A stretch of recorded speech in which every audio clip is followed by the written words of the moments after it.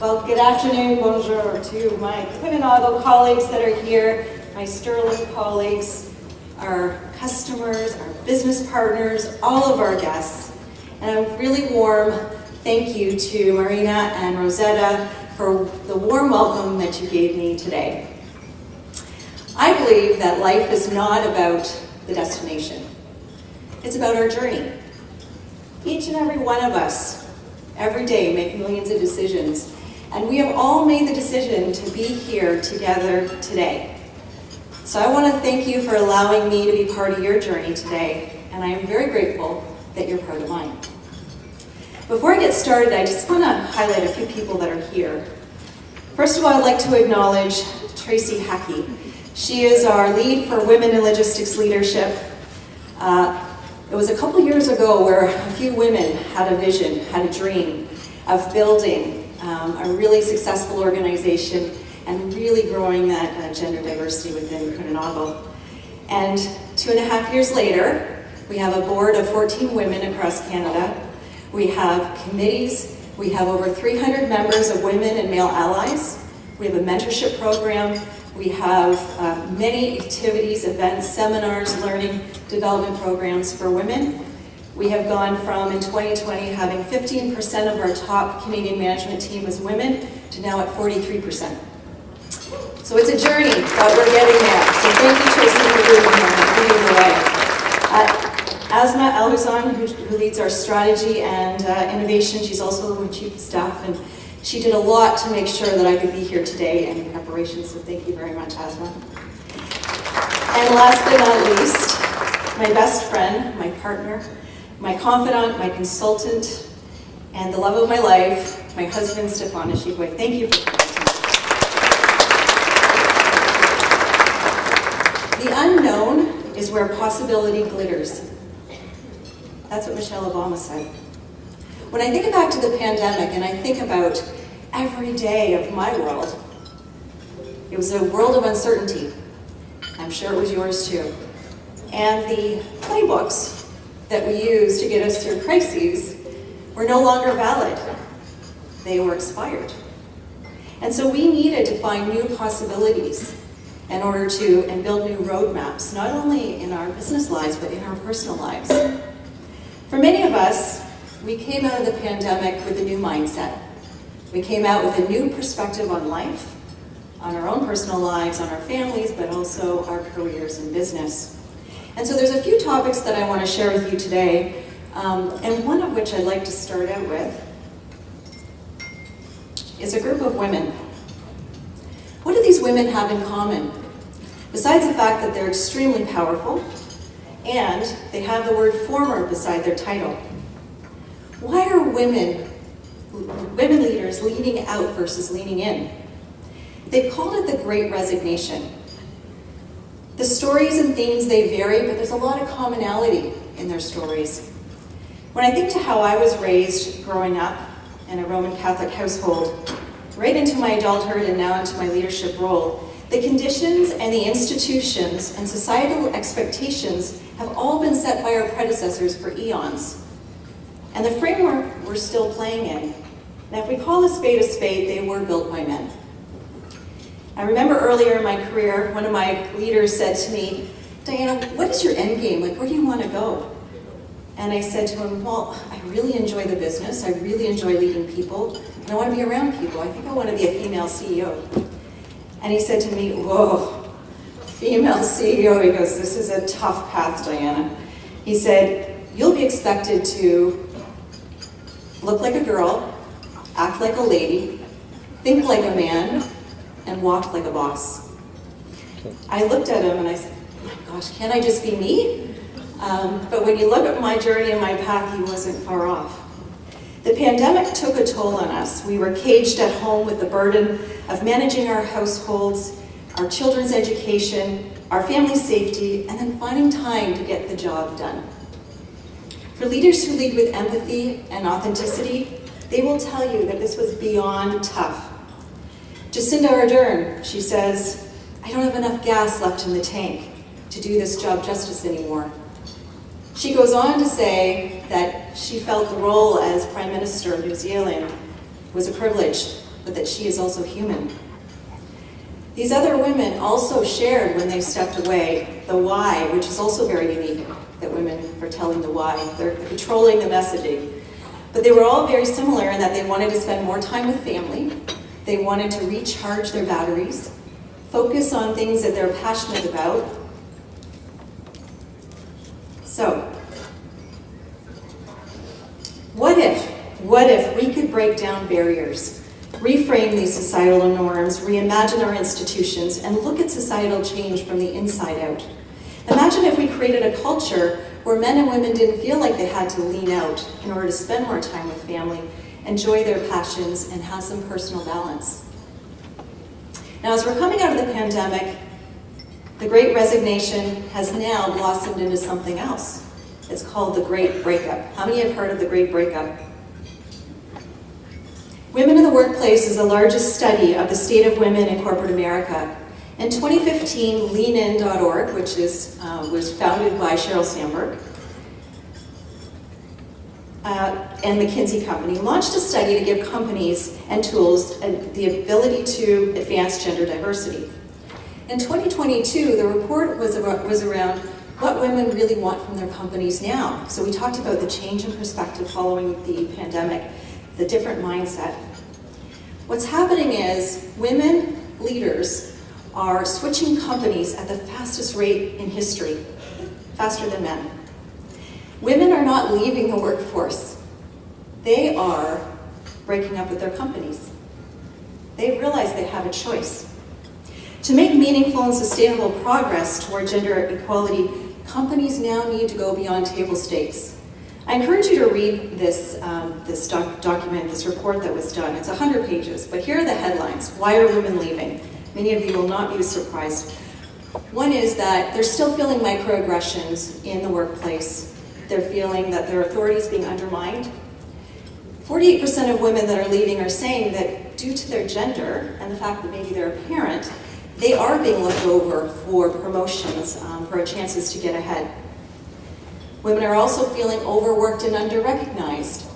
A lot of the work that they're doing is not being recognized at performance time. When you look at all of the volunteer stuff happening in your organization, who are the ones to put up their hand first? They're getting burnt out. Women leaders are also seeking a different culture of work. Again, mindset change. Especially younger women. They're coming in looking for flexibility. They're looking for a company that is going to focus on well-being. And they're also looking for a company that is going to walk the walk when it comes to DEI. So companies that don't take action may struggle to recruit and retain the next generation of women. Now, knowing this reality, we as leaders must act now. This is possibility glittering, right? There's opportunity. What got us here, that playbook that got us here, is not going to get us there. And so what are we going to have to do? Pivot. Who can do that move? I just want to know. What does this mean for you as a woman? What does this mean for us as leaders? What does this mean for the male allies that are sitting in this room today? What can we do differently? What will we do differently? The playbook, again, that we've used is not going to get us there. We need to reframe the narrative so that everyone, men, women, all cultures, all races, can maximize their potential. And this may take a little reflection. So I ask you, when was the last time you looked into a mirror? Why do we use mirrors? We use them to show us what's hard to see, usually ourselves, our face. Like this morning, putting on my makeup, some men were using it to shave, cover up blemishes. But why do we use them? We use them because they tell us the honest truth, without judgment. But what about those disgruntled mirrors, those mirrors that are, extorting the view a little bit? They're not fulfilling the truth-telling assignment we're giving them. They're bending the truth, trying to fool us. I'm sure those of you who have gone into clothing stores to try on garments and you came out to look in the mirror, you either hoped it was distorted or it was, and you ended up purchasing something and looking different when you got home. We have to be listening to what the mirrors are telling us. And most of us walk through life with very little self-reflection. Why is that? Either we don't value it or we don't take time for it. Somewhere along the way, we were told to look at the world through a lens. Now, what is the lens? A lens is an external diagnosis of the world around us. And it is very useful for exploring outwardly focused social problems. A lens defines what we see even before we see it. It helps to explain some social issues like sexism, racism, patriarchy, inequity, and how to unpack the impact on vulnerable people. But it does not reflect the truth back on us. The lens fails to explain the hurt and the shame that we feel from the social behavior.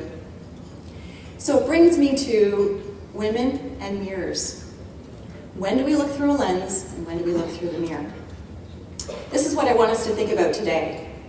I believe that what God is here is from looking through the lens, keeping it at an arm's length, identifying the problem. Well, what's going to get us there is by looking into our inner vulnerability, understanding the impact on us, and how we are going to change the future. Now, in your bag and on the posters outside, you saw there was a poem that really resonated with me a few years back, and I shared it with our organization, and I'm sharing it with you today. And when you look at the woman in the mirror, and it doesn't have to be gender specific, but for the women here, the next time you look in the mirror, I want you to listen to her, honor her, protect her, respect her, be true to her, and never cheat her. Now, the culture of organizations were never built for self-reflection. Imagine if we built in time for vulnerability and honesty. How do I feel about what transpired today at the traffic club meeting? How did the comment Dianna make really resonate with me? Why do I sometimes feel insecure by having all of these powerful women around me? Studies show that self-reflection enhances people's clarity and decision-making. And as leaders, why wouldn't we want that clarity for our people? Now, as you journey through your own self-reflection, and I encourage you to take a moment to think about it, I want to share a story about a woman named Anne, and this falls in line with our theme this year of Embrace Equity. Now, Anne was a woman. She was born in the early 1950s. She was healthy when she was born, but by the age of 2, she couldn't speak. And so her parents took her to the doctor to figure out what was going on. And the doctor said, well, in the left ear, she's 100% deaf, and the right ear, she only has about 20% hearing. So we can get her a hearing aid, which can amplify her hearing to about 50%. But you're going to have to look at long-term, her going to sort of an institution or a deaf school, learn sign language. She's going to have a different world ahead. Well, her parents wanted no part of this. They wanted their daughter to have and live a normal life. So they did not teach her sign language. They taught her how to read lips. So her eyes became her ears. She went to a normal school. She did have a speech impediment, but people thought it was an accent. So it didn't keep her from her social or her public speaking. She got her driver's license. She loved music and ended up learning to play the piano. She got a grade 8 in piano. She went to university, and she graduated with honors in math and English. And her dream was actually to become a teacher. So with her academics, she felt very confident when she applied to Teachers College. Now remember, this is 1972. Well, her colleagues got the letters back, and she got hers. And she was denied acceptance into Teachers College because of her hearing impairment. Now, for those of you who've had some sort of a letdown like that, you can either crawl under a rock or you can pivot. And Anne decided to pivot. And so she went to her an insurance company that she worked for as a student during university, and she wanted to see if she could have a full-time employment there, and they welcomed her with open arms. She ended up having a 38-year career with that insurance carrier, which is a national carrier here in Canada, who actually embraced her disability, her hearing impairment, ensuring that she had volume control phones, that as soon as email came out, she was the one to pilot it. She was the one then she used that the rest of her career to really communicate with everyone. When she traveled, as her career grew in leadership and in project management, they even bought her a vibrating alarm clock for under her pillow so that she would wake up for her meetings. They made sure that she had the same capability and same starting ground as her colleagues. She never gave up her love or passion for teaching. So about 10 years before she retired, she applied to the Insurance Institute in Ontario to be an instructor. And you can imagine the PTSD around that. when she was denied in 1972. Well, she was welcomed with open arms as an instructor, and she taught for 10 years, and in 2013, Anne won Instructor of the Year award. And I share this story with you because Anne is my mother.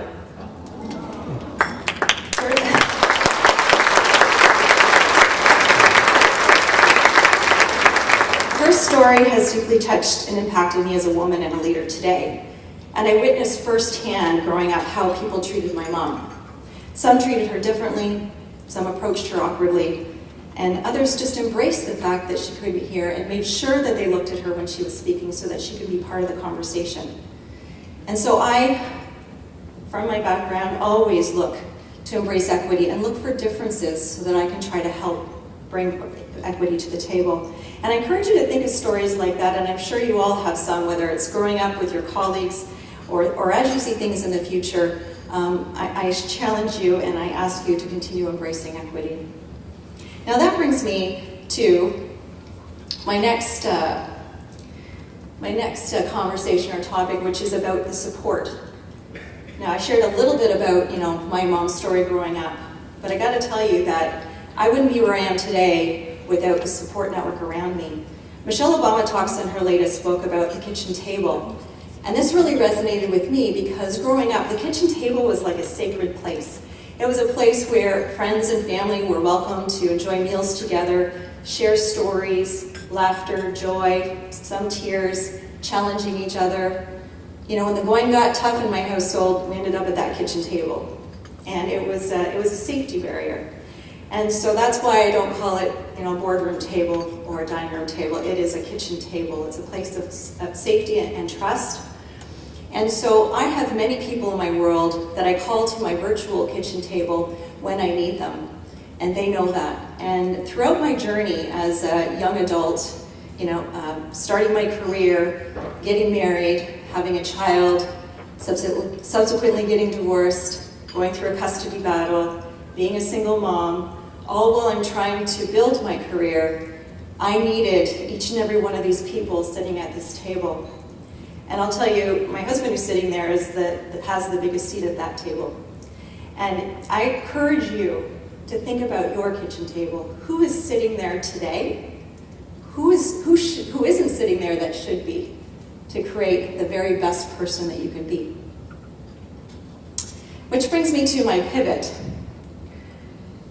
Now, for those of you who have looked at my LinkedIn, you'll notice that every 2 to 3 years, I was moving companies. And back then, it wasn't such a big deal, but really there was no company that really embraced me and said, I want to help you with your career development journey. So I kind of did what I could as things came up. And so when a recruiter called and my job or my mission was done where I was, I took that next step. Until I came to Kuehne+Nagel. Now, the story that I'm going to share, don't worry about the titles. I want you to understand the journey because I think it's important. I joined as CEO of their insurance division in Canada in 2014. Now, it was the largest insurance entity across the globe. They have insurance entities in all of the places where they do business. And it was sort of a mom and pop shop operating like a big company. So it was a big company, but operating as a mom and pop shop. So they needed some structure, they needed a framework, and they needed a strategy. So I was really excited to come in there and do that. Now, after 3 years, we got the momentum, the engine's going, and I'm thinking, oh geez, is it time for me to go? Because they were investing so much in me. So they had me at Cranfield University doing a strategic leadership course. They had me in the US as diversity was becoming really big for them in 2017, and doing the Women in Leadership program. Actually, Tracy Hackey was there with me as well. And they also had me on their board of directors for Canada, helping to really steer the company, so from a risk management perspective. I kind of felt like it was my home away from home. I didn't want to leave. And my values were aligned with theirs, and the culture was something that I really, really wanted. So I thought, what am I going to do? So I went to my kitchen table, and I spoke to a few of individuals that were at my table. And overwhelmingly, they said, Dianna, you are a very transparent, honest person. Why don't you just have that conversation with your boss, who is sitting in my position today, the president of Kuehne+Nagel Canada. So I went to him and I shared, what I was thinking, my concerns about my next step. And he said to me, he said, the last option for you right now is leaving. He says, we're going to figure this out. He said, is there any role right now that doesn't exist today that you think would be a win-win for you and the company? And I said, well, actually, yes. I said, there is no regional manager for North America for Nakora, which is the insurance division, that matches the structure of Kuehne+Nagel. And he says, well, I think you should go do something about that. So I left that meeting feeling like, okay, I was honest, so I felt a bit of relief, and that he was willing to help me on my journey. I wasn't alone. And it was at that moment where I felt, this is the type of leadership that we need more of. And I was very excited now to kind of create my next step. So I put a business case together, win-win, of course, how I'm going to double the profits in order to drive that company forward. And I put the business case together. I mustered up all the confidence I possibly could have to set up a meeting with the president of North America at the time and our head of HR. Now, after a few meetings, after presenting and pitching the idea, a couple months later, I was then appointed as president of North America for the insurance division. So this role never existed before. And not only did it never exist, but this actually created the first female board member in North America for Kuehne+Nagel. Now, as reflecting on this, I realized that's something I've never done before. I've always looked to see, the next role based on the person. This didn't exist. And so, getting comfortable with being uncomfortable, being honest and opening communication doors for yourself, taking those skills as a leader, taking control and leading your own career journey. How about that? How about thinking about how you're going to build a vision and a strategy around your own career? I felt so much relief too because I didn't have to leave. I've now had 4 careers in the same company. And my most recent pivot was moving from insurance into logistics. And I'm drinking from a fire hose for the last year and a half, and I absolutely love it. That challenge and that excitement, the inspiration from all of you today has been super exciting. So, with that, wherever you choose to be in life, wherever you choose to be in your careers, reflect and know your story. Build your kitchen table, set your own course, and always remember, know when it's time to pivot. As Jim Quick said in his book Limitless, the greatest project you will ever work on is you, so go be the extraordinary you. Wow. Thank you. Working out. Thank you, Dianna. But we're not done yet. We still want to hear more from you, so please stay comfortable. We all want to look in the mirror. And by the way, in your sway bags, you all have mirrors that was offered by the Port of Montreal at the poem that Dianna was referencing to. So please stay comfortable with us. So we have a few more questions for you that will be interviewed. We have Rosetta Yakana, an amazing president of the Traffic Club of Montreal, but she also has a full-time job at the Port of Montreal. She's the Director of Growth and Development at the Port of Montreal. So Rosetta, please join us on the stage. And a big round of applause for those women who have successful careers in supply chain. Thank you so much. Amazing. Okay, so the mics are working. Okay. Dianna, wow, that was a remarkable and touching share. Thank you. Also, thank you for letting us in and encouraging us to ask ourselves the difficult questions and take the necessary steps for us to get there. So quickly, I'm going to jump right into the questions because there's so much we want to know. So I read the term recently that the term glass ceiling is no longer applicable today for women. Rather, today, a labyrinth is a more appropriate image for describing the various challenges women encounter as we navigate our paths towards leadership. So this leads me to my first question, and it's about barriers female executives are facing today. Gender-based barriers, unfortunately, remain at play in the boardroom or executive meetings.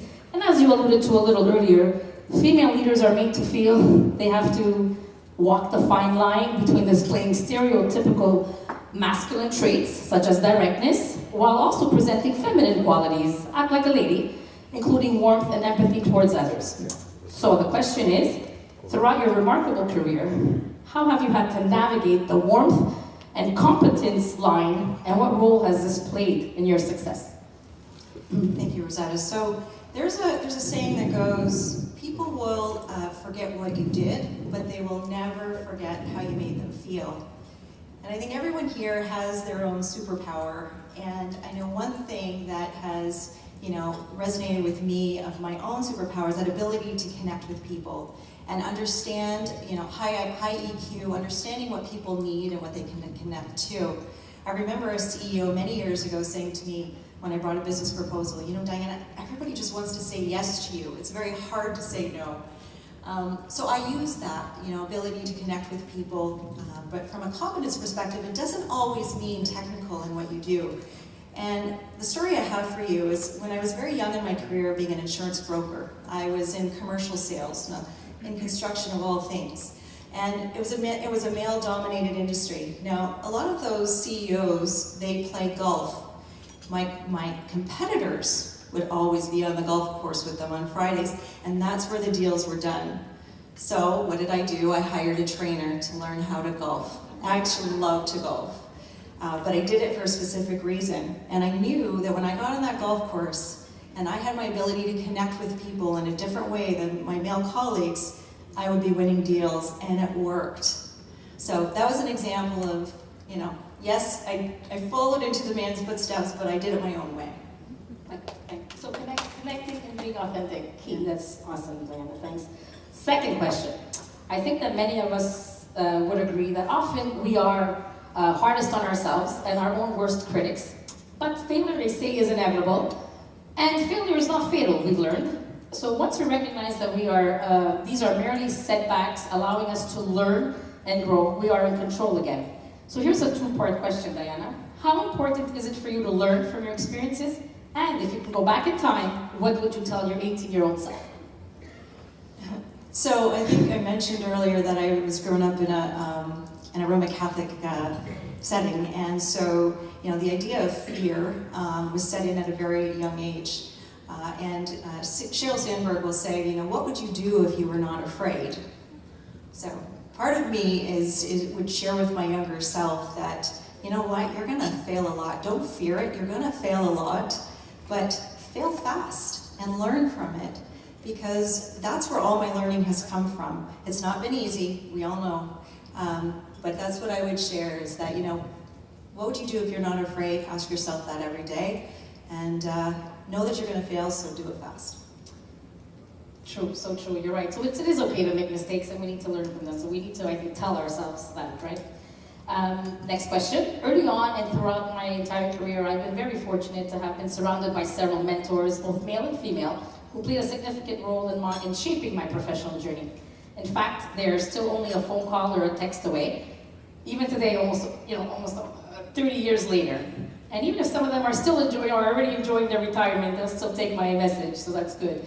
Dianna, as you pursued your career, was there a role model or mentor for you, and what role did this person play? There have been many role models and mentors in my life, and most of them actually have been men. This one in particular, though, is a woman, and after my first job, which was at an insurance carrier, I was recruited by her really to join her insurance brokerage. It was a family-run brokerage. She was our most profitable. The growth was incredible in that brokerage, so I very much admired her. She was the only female CEO of all of my customers, my broker customers. So she brought me into her fold, and I remember one of my other mentors saying to me, remember that blood is thicker than water, and yes, he was very correct. But it was a great experience because she did not have a university education. She was the youngest of 5 children. Her dad had started the brokerage and decided she was the one to take it over, not her brothers. And she, like I said, it was a very, very well-run brokerage. And I said to her, how do you do this? You're the only woman at every dinner, at every event, every golf tournament. And she said, well, what do you mean? She says, I'm a 2%er. And I said, what do you mean? What's a 2%er? And she says, well, only 2% of the population will actually execute and follow through with anything. So she says, I go to these events, I listen to these men talk about all their great ideas as they're drinking and drinking. She says, and then I come back and I implement them.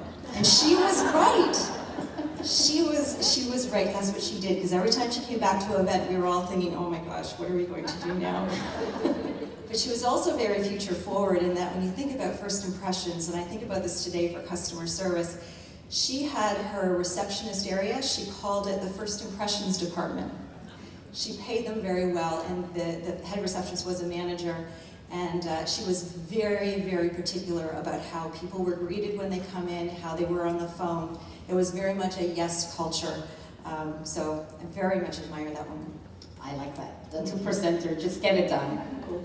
So now our next question. Although equity and equality are similar, they are not synonymous, as we all know. Equity can be complex and challenging to demonstrate in the work environment. What constitutes equitable and fair treatment is often subjective and specific to each employee's experience. So how can organizations implement and embrace the practice of equity within their companies without always feeling like they're walking that fine line? Such a great question, and I think for us, it's a journey. You heard about my mom's story, so it's, growing up I saw, how it felt when it wasn't equitable, and, her employer where it was. And so in our world, we are constantly looking at ways that we can improve that, and understanding that every single person comes to the table with different circumstances. There's not a blanket for everyone.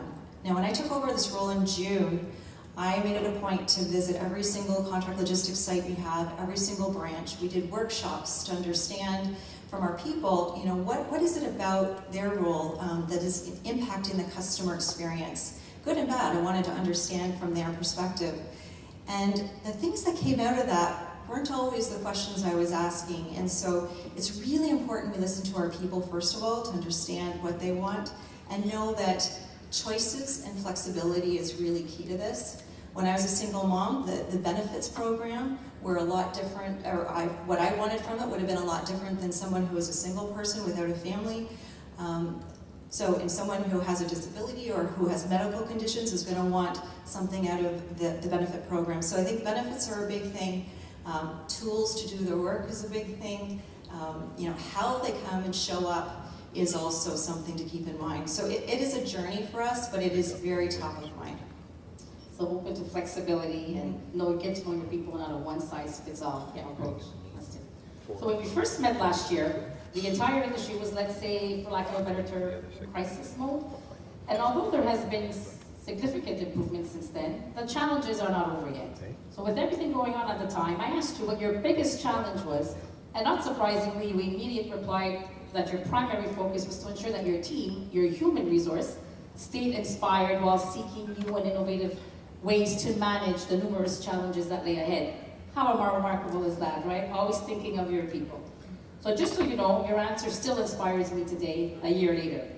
Dianna, what inspires you today, and what is your top priority to ensure sustainability at Kuehne+Nagel?